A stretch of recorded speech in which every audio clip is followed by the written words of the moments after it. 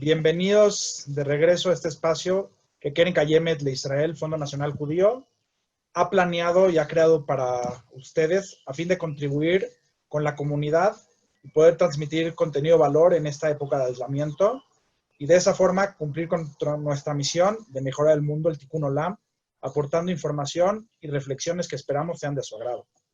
Agradecemos a todos nuestros ponentes por sumarse a nuestra causa, ser parte de la familia Keren Kayemet de Israel.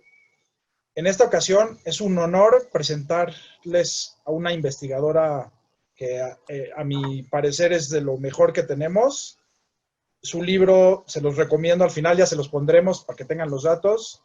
Muy interesante y algo que realmente yo no conocía cómo había pasado esto en México.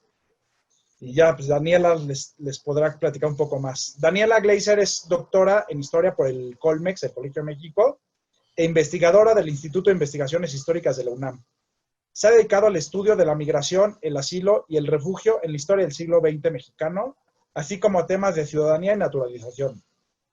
Es profesora de la Facultad de Filosofía y Letras de la UNAM y del posgrado en Historia de la misma universidad. Es autora, entre otros, del libro El exilio incómodo, México y los refugiados judíos, 1933 a 1945. Traducido al inglés por la editorial Brill en 2014. Ha recibido diversos reconocimientos por su trabajo. Es miembro del Sistema Nacional de Investigadores y del Latin American Jewish Studies Association y es investigadora afiliada al Center for Advanced Genocide Research de la University of Southern California.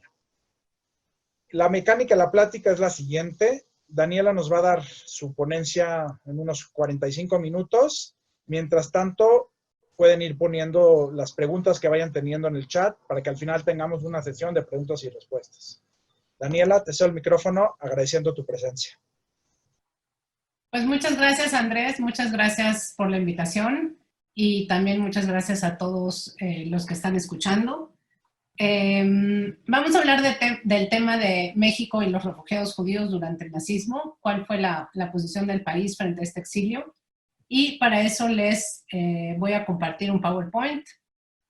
Muy bien, vamos a hablar de historia y de memoria. Vamos a hablar un poco de qué fue lo que pasó durante este periodo en México con respecto a los refugiados del nazismo. Y brevemente me voy a referir un poco a cómo se recuerda este episodio, este proceso, o qué hemos olvidado con respecto al mismo en términos de memoria colectiva.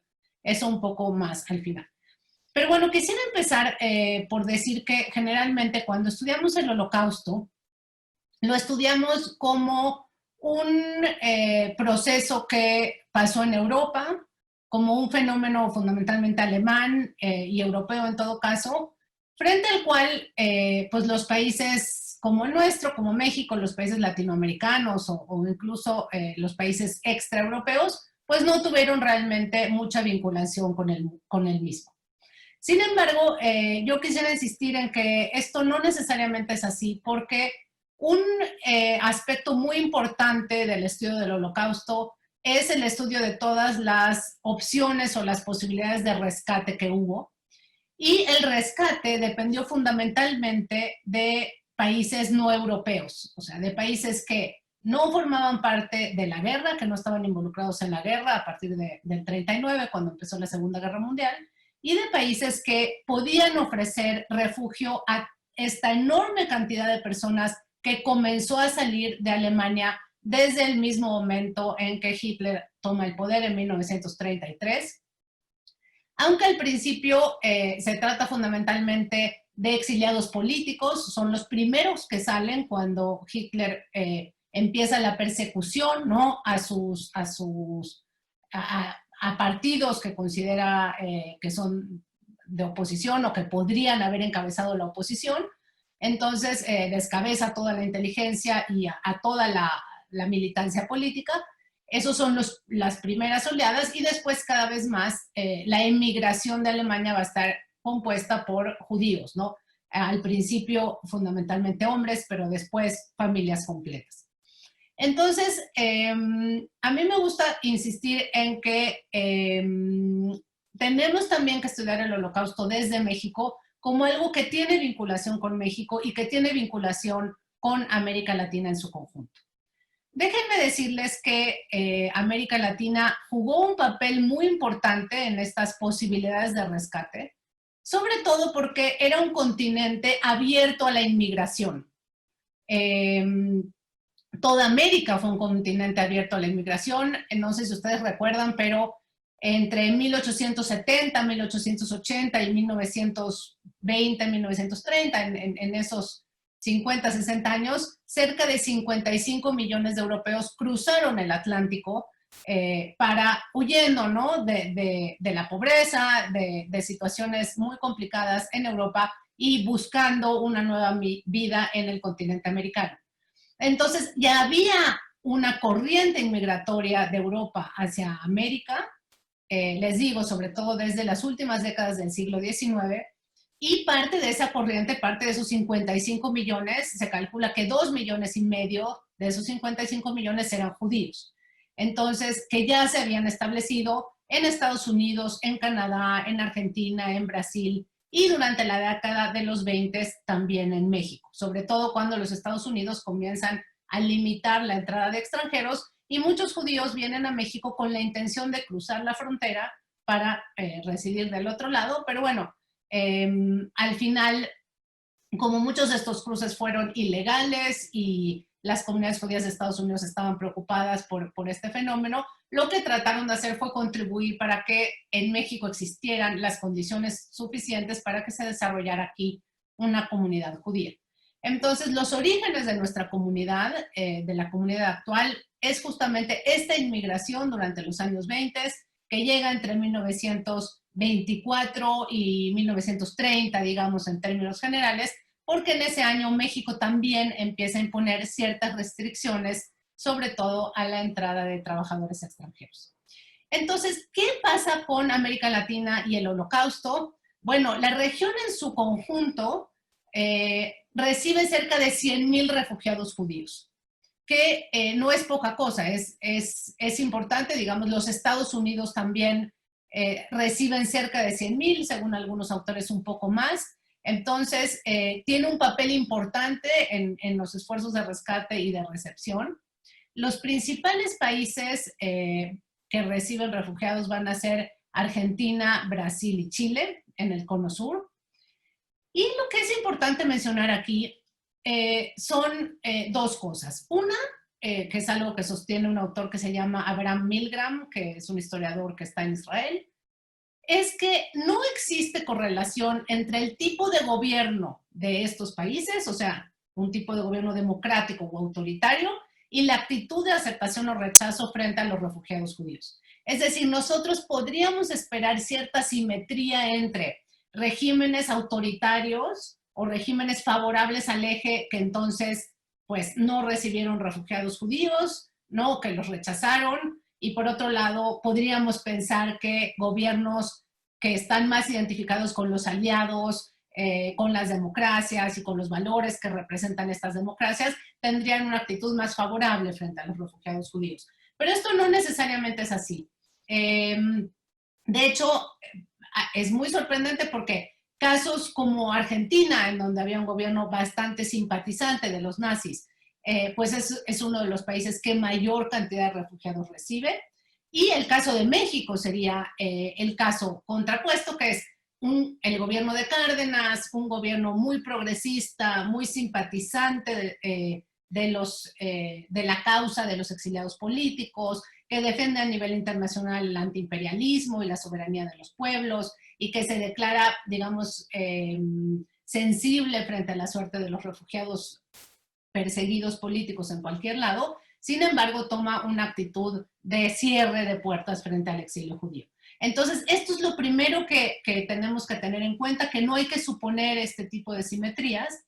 Y el segundo factor que también me parece muy interesante es que no hay una relación entre la capacidad, digamos, objetiva que tienen los países para recibir refugiados en este momento, es decir, países grandes que uno pensaría que tienen mayores posibilidades de aceptación de refugiados o que tienen una situación económica mejor y que probablemente con cierta capacidad de absorción, y países chicos que por otro lado uno supondría que pues no reciben refugiados porque no tienen las capacidades objetivas para hacerlo. Pero esto tampoco pasa. Es decir, países como México, que uno supondría que sí tenían esas condiciones objetivas, cierran las puertas, y países como Bolivia, que uno pensaría que pues, es un país pobre, muy pequeño, que no necesariamente tendría las posibilidades de recibir refugiados, sin embargo lo hace. Entonces es muy interesante porque hay que buscar entonces la explicación de qué países deciden abrir las puertas y qué países deciden cerrar sus puertas en otro tipo de consideraciones que tienen que ver, yo creo, fundamentalmente con dos cosas. Una es la corriente migratoria previa que ya se había establecido de Europa hacia esos países. Generalmente, cuando existen corrientes de inmigración muy establecidas, es muy difícil frenarlas y es mucho más fácil continuarlas porque ya están establecidos los canales, las cadenas inmigratorias, la gente tiene información de cómo se llega a Argentina, por ejemplo, tienen familia en Argentina que los trae. Entonces, digamos, es más fácil la continuidad de esa inmigración en países con una tradición inmigratoria fuerte, como serían Argentina o Brasil. No el caso de México. México no es un país de inmigración, ni había nunca establecido una corriente inmigratoria fuerte. Eso por un lado. Y por otro lado, creo que también hay que buscar en las condiciones históricas de cada uno de estos países y sobre todo en consideraciones de tipo ideológico. ¿Cómo ven cada uno de estos países a los extranjeros en general? ¿Qué opinan sobre la inmigración y qué opinan sobre los refugiados judíos en particular? Entonces, son todas estas cuestiones, cosas que tenemos que considerar para analizar cuál es la postura de cada uno de estos países. Este es el libro de Leo Spitzer sobre Bolivia, es muy interesante, trata de explicar qué pasa en Bolivia, por qué Bolivia abre las puertas, y yo lo que estoy tratando de explicar, y bueno, tenemos poco tiempo, entonces voy a tratar de resumirlo lo más posible, es por qué México decide fundamentalmente no abrir las puertas. No es un cierre total, no es un cierre absoluto, es un cierre casi total, diría yo. Hay excepciones, hay gente que sí logra entrar. Muchas veces cuando he dado pláticas, gente del público me dice, pues es que mi abuelo llegó durante estos años, o mi tía llegó en tal barco. Por supuesto que sí, porque sí hubo excepciones, pero estamos hablando en términos generales de una política fundamentalmente muy selectiva, muy discrecional y que podríamos llamar de puertas cerradas. Les quiero mostrar brevemente, es un cuadro de cuántos refugiados judíos recibe cada uno de estos países y en general se habla de 100,000 en América Latina. Quiero hacer la aclaración de que no hay cifras totales, son aproximaciones y distintos autores manejan cifras que van a variar. Y esto es así porque parte de la inmigración era ilegal, entonces no necesariamente es gente que está registrada, y porque también hay mucha movilidad interna. Por ejemplo, van a encontrar en muchas fuentes que Bolivia recibió 20,000 refugiados judíos, no 10,000. Pero el problema es que cerca de 10,000 pasan después a Argentina. Entonces, se los puede contar dentro de Bolivia o se los puede contar dentro de Argentina. Para Argentina los números son de 35,000 a 40,000, 45,000, en fin, se mueven un poco las cifras porque por las dificultades de las fuentes de la época para realmente contar y contar gente que está en movimiento y gente que está entrando ilegalmente, pero más o menos América Latina recibe cerca de 90,000 o 100,000 refugiados judíos, y de esos México recibe solo 1,800. Es decir, recibe casi un 2% de toda esta inmigración. Entonces sí es una cifra muy, muy baja comparada con países como Ecuador, que reciben 3,200, o como Cuba, ni hablar de Uruguay, Bolivia o Argentina, etc. Esto es interesante porque tenemos la idea de México como, yo creo, un país de brazos abiertos. Esta idea se ha construido a través de otras experiencias históricas en las cuales el país sí abrió los brazos a ciertas inmigraciones y a ciertos exilios. Es decir, no es una idea errónea, es una idea que está basada en evidencia histórica y en experiencias históricas. Sin embargo, es una imagen muy generosa, ¿no? De apertura, de solidaridad, de calidez frente al extranjero, que no en todos los casos es correcta, y por eso la necesidad de analizar caso por caso, y por eso también la necesidad de analizar el caso judío, porque el caso judío es como un contracaso, ¿no? O sea, si podríamos decir, en la misma época México recibe al exilio español, al exilio de la Guerra Civil Española, los republicanos que perdieron la guerra, exactamente al mismo tiempo. Y entonces podríamos decir que si la generosidad y apertura frente al exilio español se colocan en una punta, ¿no?, de un espectro inmigratorio o de un espectro de apertura y solidaridad, el exilio judío se va a colocar exactamente en la otra punta. O sea, todas las excepciones que se hicieron en sentido positivo para recibir a los españoles, para garantizar su llegada, para garantizar que incluso ofrecerles la nacionalidad mexicana prácticamente sin las condiciones que la ley estipulaba, todas esas excepciones en sentido positivo tienen su correlato en disposiciones también de excepción, pero en sentido negativo para no dejar entrar al exilio judío. Ahorita voy a explicar cuáles son más o menos y en qué consisten.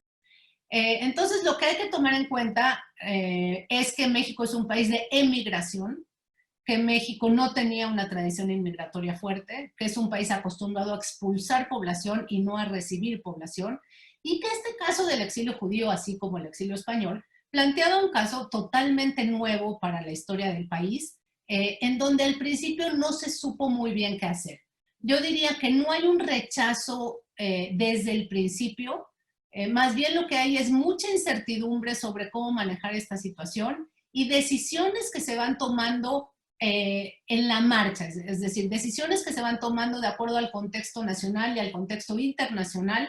Ahorita vamos a ver algunas de estas decisiones también, que explican que el país finalmente asumiera una postura de cierre, pero hubo momentos que son bien interesantes en donde tanto Cárdenas, bueno, principalmente el presidente Cárdenas, decide que sí hay que abrir las puertas e incluso instruye al Consejo Consultivo de Población para prepararse a recibir esta inmigración, sobre todo en un momento del año 1938, pero después se da marcha atrás.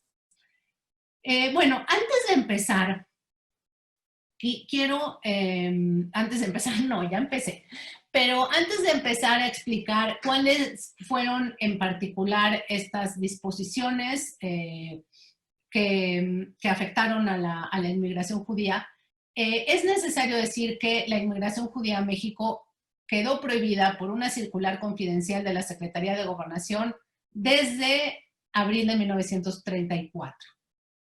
Esta circular, que se llamó la circular 157, prohibía la entrada también de muchos otros grupos étnicos y nacionales al país. En realidad se trata de dos documentos. Una es la circular confidencial número 250, que es de octubre de 1933, y la otra es la circular confidencial 157, que es de abril de 1934.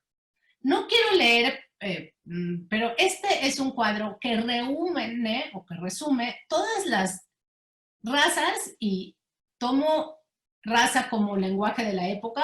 Ya sabemos que las razas no existen y que hay que dejar de hablar en esos términos, pero así lo definían ellos. Entonces prohíbe la raza africana, la asiática o amarilla, con excepción de los japoneses, la australiana, la raza negra, la indoeuropea, la malaya y la hindú. Prohíbe la entrada de nacionales de todos estos países, luego de grupos étnicos como árabes, gitanos y judíos, y luego profesiones, miembros de cualquier iglesia, así como doctores y profesores. Entonces, podemos decir, no es un documento antisemita o no es solo un documento antisemita, es un documento que prohíbe que todos estos extranjeros son considerados extranjeros indeseables y considerados que es mejor que no lleguen al país. Sin embargo, la circular 157 tiene una aclaración y es la consideración de que la inmigración judía es la más indeseable de todas. Es decir, la inmigración judía viene al final de este documento. Dice, y por último, se prohíbe la inmigración judía, que es la más indeseable de todas. ¿Y por qué? Explica, por las características psicológicas y morales de los judíos, aunque no refiere cuáles son estas características psicológicas y morales.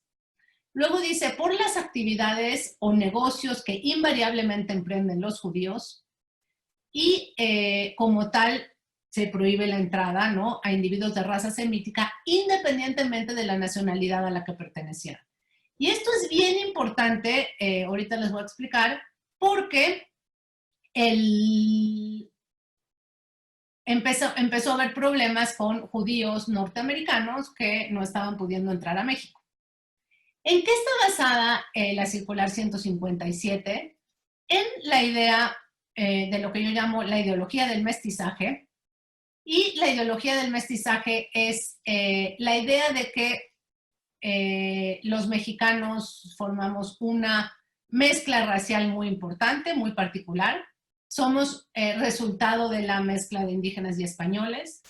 Y como tal hay que cuidar esta mezcla poblacional y no aunque somos resultado de una mezcla, digamos, no se puede defender, digamos, es una posición un poco racista, pero adaptada al contexto mexicano, en donde no se puede decir nosotros defendemos la pureza de la raza, porque pues no hay pureza, pero sí defendemos que esta es una mezcla muy particular y que no puede, a su vez, ser contaminada por razas inferiores.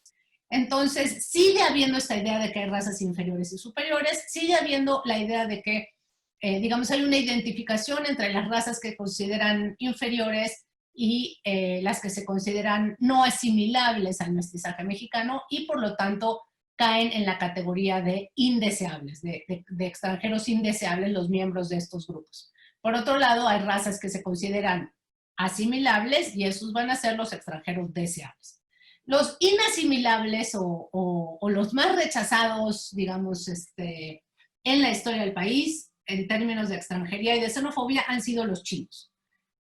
Miren, yo muestro mucho esta caricatura porque me gusta mucho, me parece que es muy clara. El de la izquierda es un mestizo indolatino de 12 años, y el de la derecha es un producto de la mezcla chino con mexicana de 14 años. Esto es una caricatura que salió en el periódico, ¿no?, que se llama La Mestización, y esta es un poco la idea de qué pasa cuando el mexicano se junta con razas inferiores. Se degenera la raza, es una raza muy bonita. Del lado izquierdo, este mestizo indolatino, pues siempre hago la misma broma, pero parece un Boy Scout suizo. Y del lado derecho, pues es pobrecito, un niño de 14 años, pues muy, muy feito. Bueno, esto están viendo los mexicanos en el periódico, ¿sí? O sea, esto es lo que están viendo en la época sobre qué pasa con la mezcla de razas y qué pasa con la mezcla con elementos indeseables. Y lamentablemente los judíos, como decía, según la circular confidencial 157, entran en esta consideración. Entonces tenemos que Hitler sube el poder en 33 y la inmigración judía a México es prohibida en 34. Entonces, justamente cuando empieza a haber necesidad de buscar lugares de refugio, pues México no es una opción porque la inmigración judía está prohibida. Ahora, ¿cómo saber si la circular confidencial 157 estuvo en vigor o no? Esa fue una de las preguntas que yo me hice cuando la encontré. Quiero decir que yo la encontré en el archivo y ese mismo año estaba siendo publicada por la comunidad Ashkenazí, que publicó este libro en 7 tomos que se llama Generaciones Judías en México, que tiene información muy, muy valiosa, y ellos también la acababan de encontrar y la publicaron antes que yo, por supuesto. Así pasa en historia, a veces hay temas que empiezan a generar interés y varios investigadores no estamos sobre el mismo.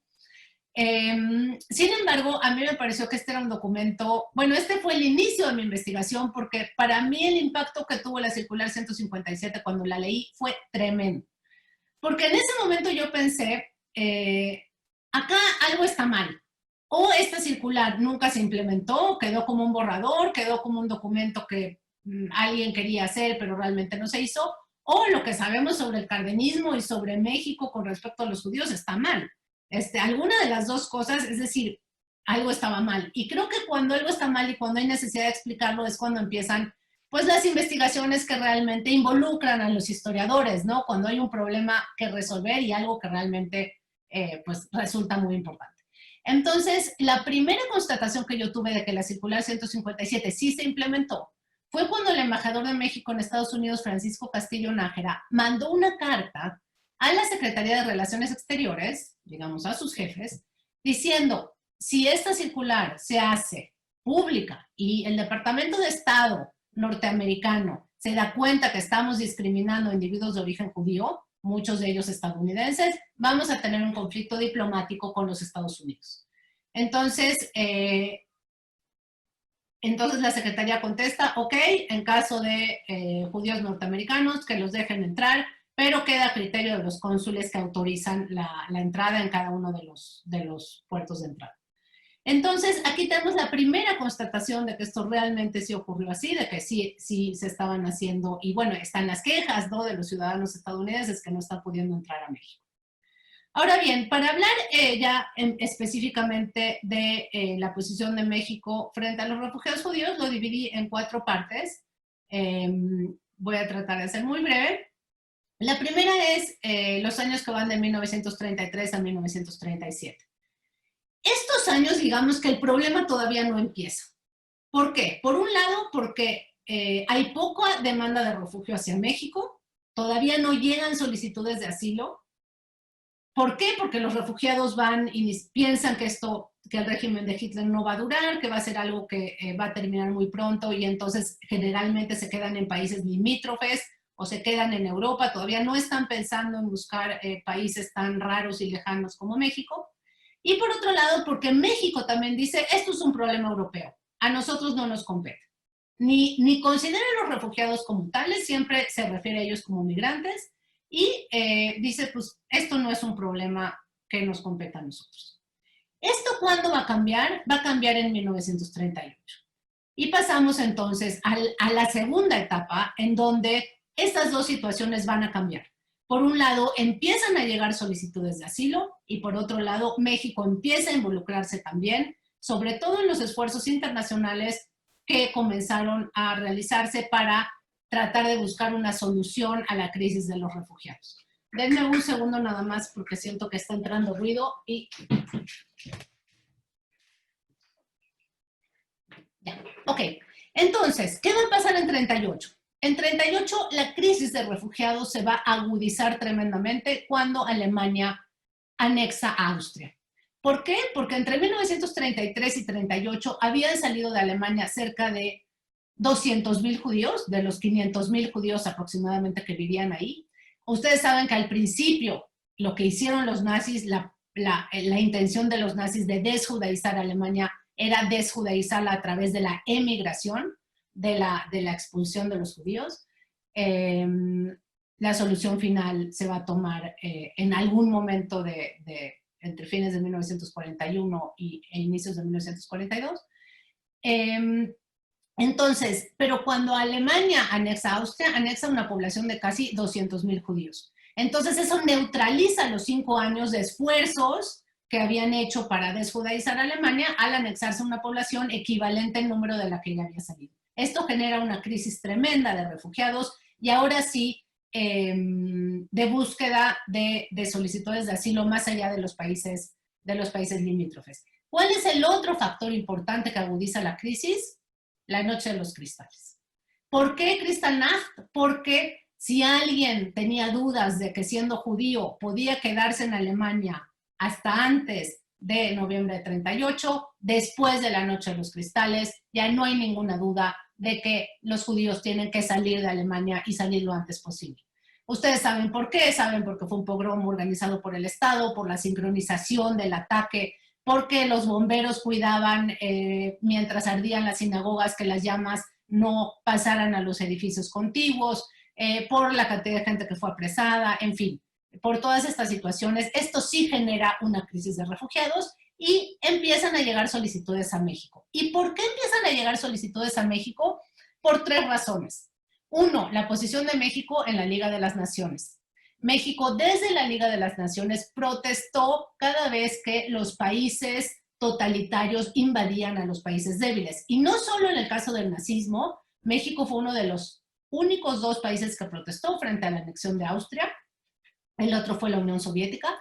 Solo 2 países se atrevieron en el mundo a protestar por el Anschluss, pero México había protestado en 35 cuando Italia invadió Etiopía, y protestó también en 39 cuando la URSS invadió Finlandia. Protestó por la política de neutralidad frente a la Guerra Civil Española, porque claramente Italia y Alemania estaban ayudando al bando de los franquistas. En fin, desarrolla desde la Liga de las Naciones una política en la cual está defendiendo la soberanía de los pueblos, el derecho de autodeterminación y el antiimperialismo. Por supuesto, el destinatario final de esta política es los Estados Unidos, pero se desarrolla así y además llama la atención un país como México que se atreve a protestarle a los nazis, ¿no? Cuando en realidad los aliados están en toda esta política de contención y de apapacho de Hitler, a ver si así se calma, que finalmente cuando invade Polonia se dan cuenta pues que no fue efectiva la política.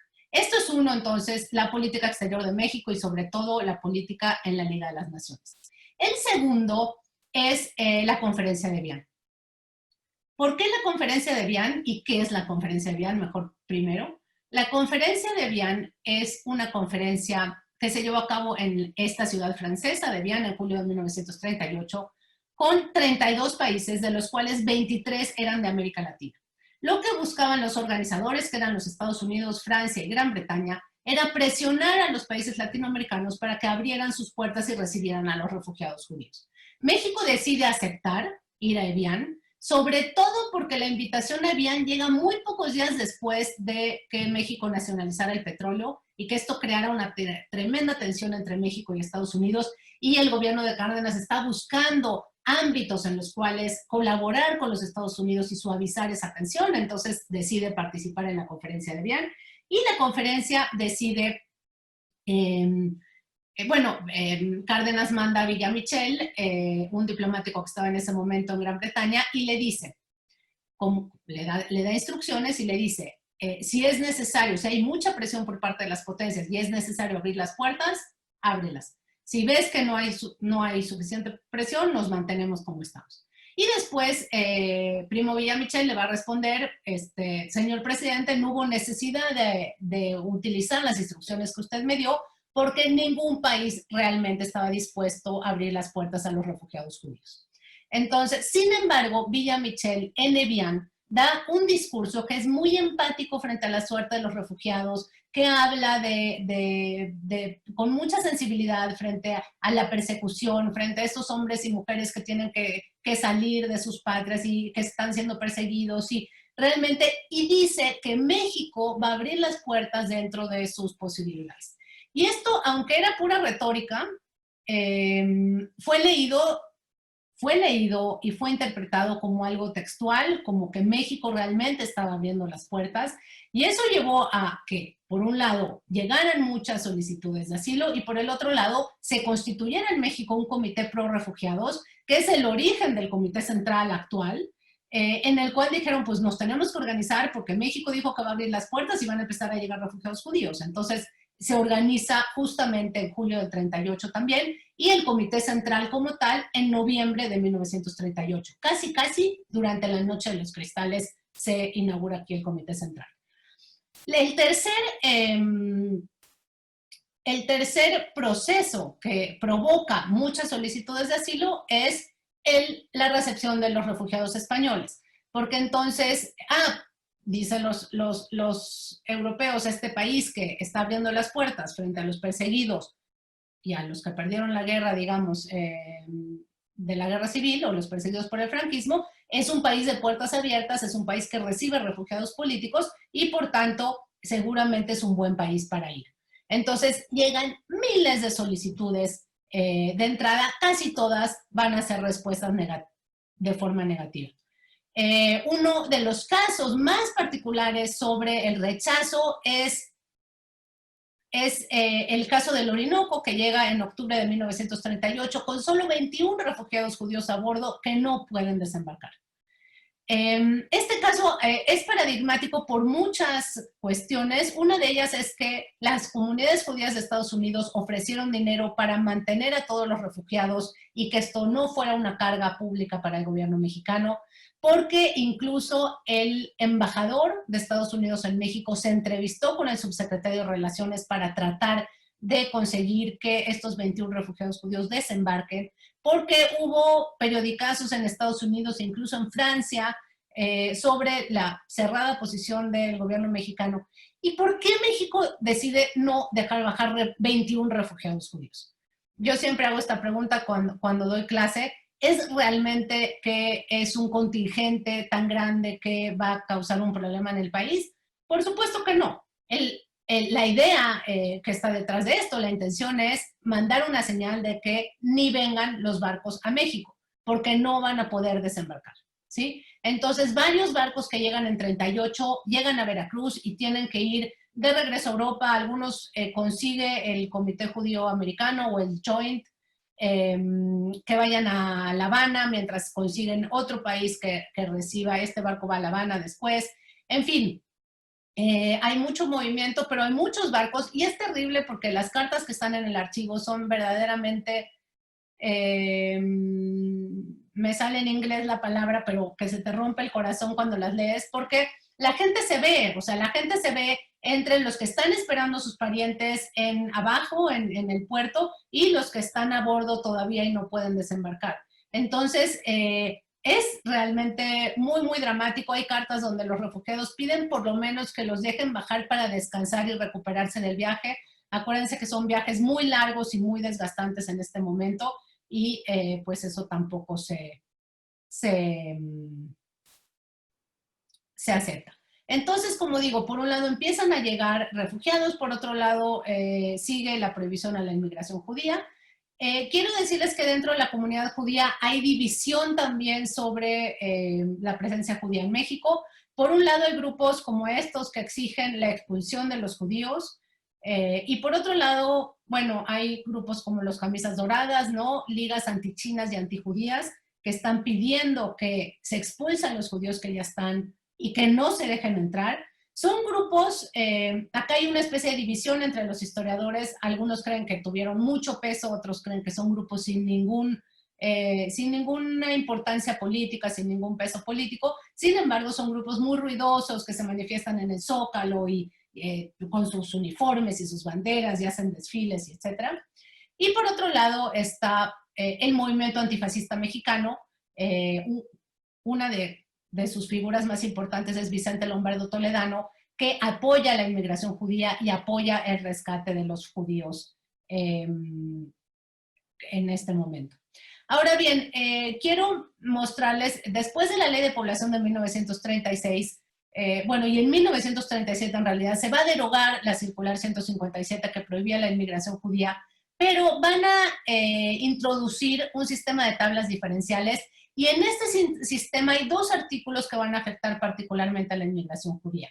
El primero es que no se acepta la entrada de apátridas, y como ustedes saben, los judíos fueron desnacionalizados por los nazis, entonces no tenían nacionalidad.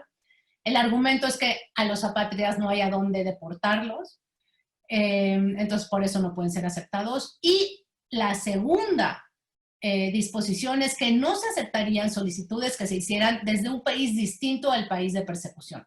Es decir, si uno estaba siendo perseguido en Alemania, no puede irse a Francia o a Suiza para ponerse en resguardo en lo que consigue un país de inmigración definitiva. Tiene que hacer la solicitud desde el mismo país de persecución y esto obviamente pues es imposible.